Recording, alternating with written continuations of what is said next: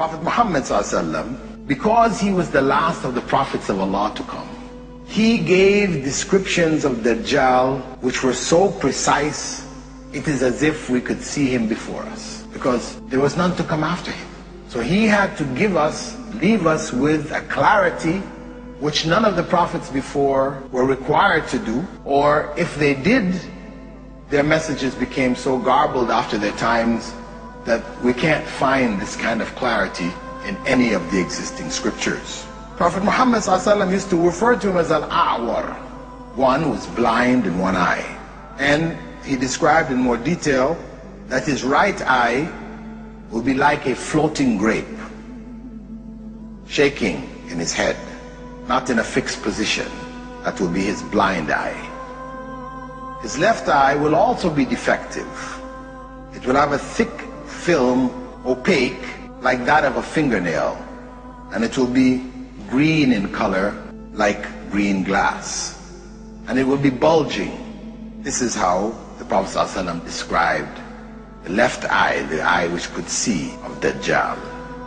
He further went on to describe his complexion, saying that he would be ruddy white, like the people of the north, the UK, Finland.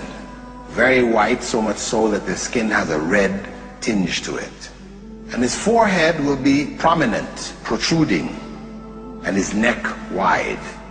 He will be short and stout, be young and very powerfully built, and his back will be slightly hunched. And when he walks, his feet will be set apart, not walking feet together, unusually far apart. And his hair will be curly, locks, which look from a distance almost like snakes coiled on each other in his head, big locks. He will also be sterile. He will not have any children. According to the Prophet ﷺ, he most resembles a particular individual by the name of Abdul Uzza ibn Qatan from the Mustalaq clan of the Khuza'a tribe, who had died in pre-Islamic times. And this statement of the Prophet ﷺ is clear proof that Dajjal is a man, not a symbol for Western civilization or the television, as some people have claimed. He is a man. Prophet Muhammad ﷺ went on to say that disbelief will be written between his two eyes, which will be recognizable by both literate and illiterate believers. The letter kafir will be written there.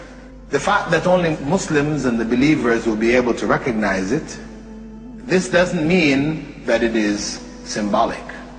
It just means that Allah will have it in such a way that the believers will recognize it and others won't.